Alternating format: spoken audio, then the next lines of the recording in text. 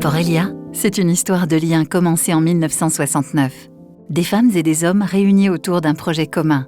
Bâtir une coopérative à taille humaine où chaque voix a sa place. Ils sont agriculteurs, adhérents, salariés, partenaires. Tous participent à faire vivre l'esprit Porelia. À travers leur voix, on découvre une coopérative incarnée, engagée, vivante.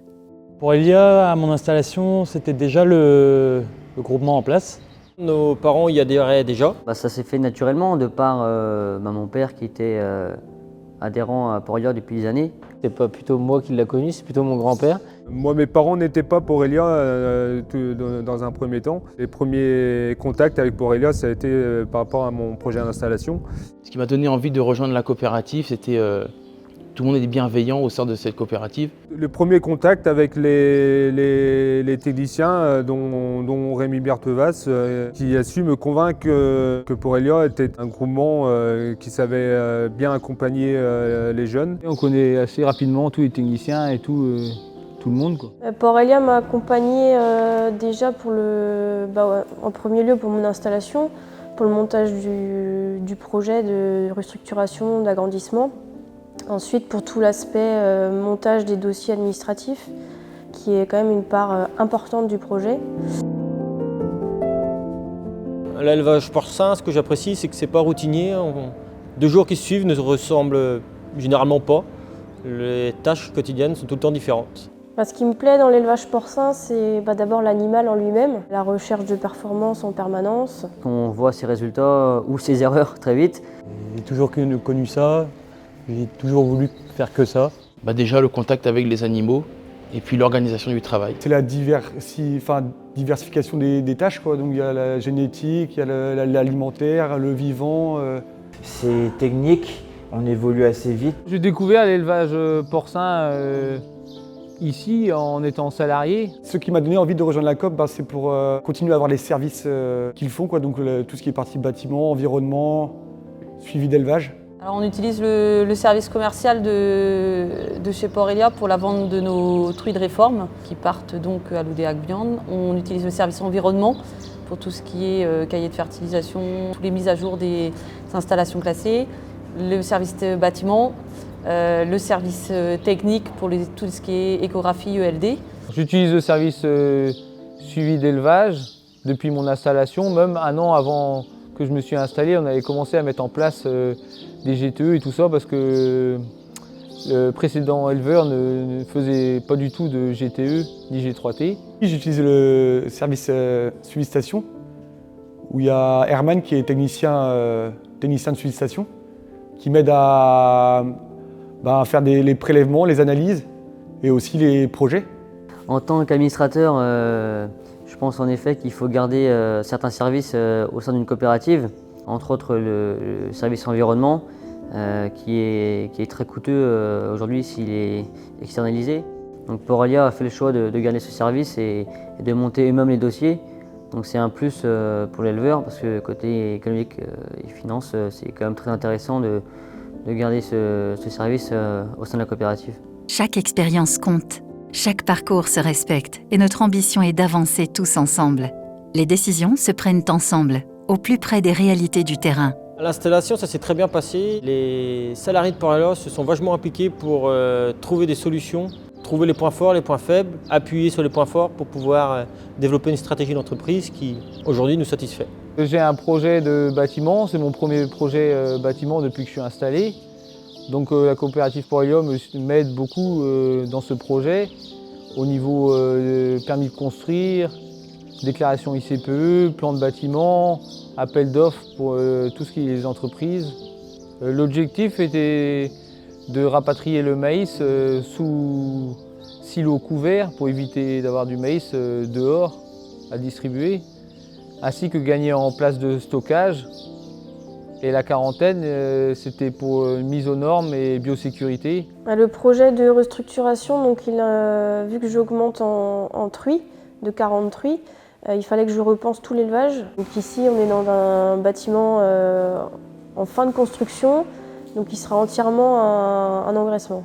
J'ai demandé un bâtiment donc avec beaucoup de lumière. Un bâtiment lumineux, c'est agréable pour les animaux, pour leur quotidien. Je pense que c'est aussi ce que le consommateur a envie de voir demain. Et c'est aussi un bâtiment qui est très agréable pour nous, éleveurs, au quotidien. Et je pense qu'il ne faut pas oublier le bien-être de l'éleveur non plus. Aujourd'hui, je suis en plein travaux. J'ai donc 2 salles d'engraissement et un quai en construction actuellement.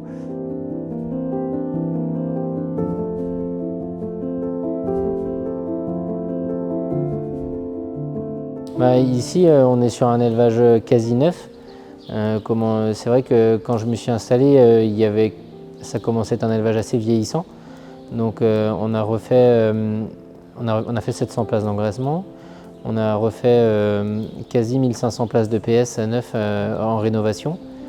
On a fait une gestante sur paille de 180 places en 2022. On a refait du stockage de céréales aussi en 2021.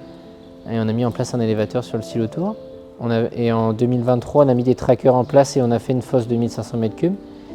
Et en 2025, là, on vient de faire une maternité liberté et une verreterie liberté.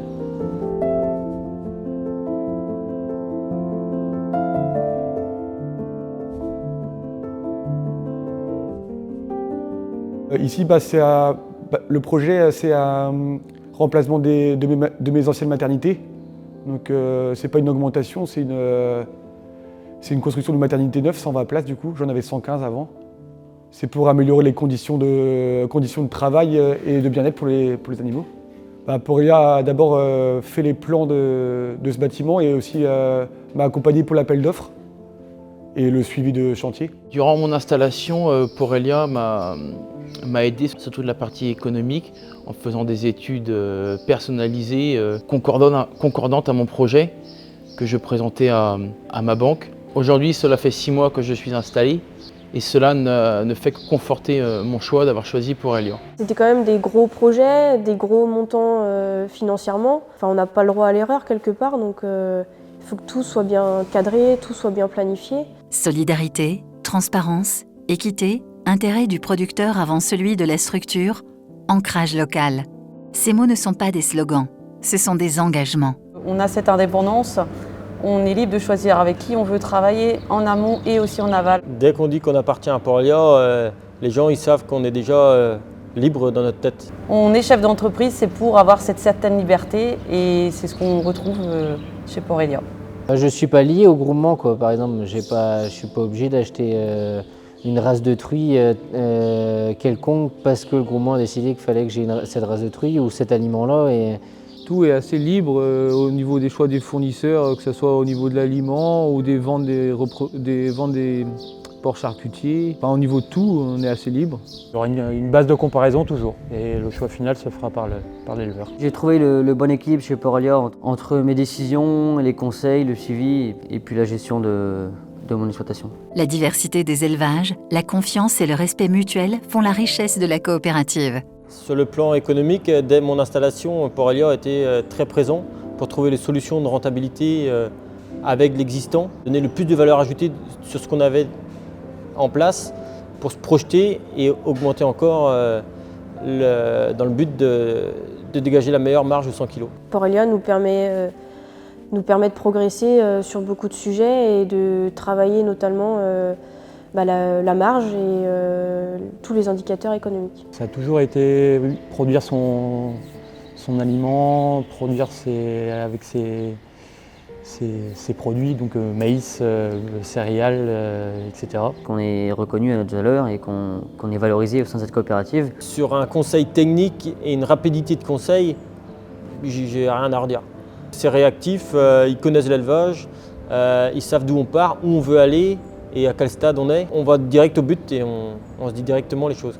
Ensemble, nous dessinons un avenir durable, éthique et collectif. Le collectif, c'est important parce que c'est ça qui fait avancer. Il ne faut pas rester chez soi tout seul. La mutualisation par l'achat groupé a été pour nous un premier pas qui a été le plus important à effectuer et de travailler sur notre coût alimentaire et notre marge sur coût alimentaire.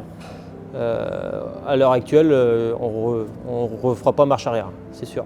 Moi, en tant qu'éleveur, faire partie d'un collectif tel que Porc-Elia est très important, notamment pour la commercialisation des porcs au marché du porc. Voilà, ça nous permet de participer à des réunions techniques, par exemple. En termes de durabilité, c'est vrai qu'on cherche surtout à valoriser, on cherche aussi à valoriser nos céréales produites à la ferme.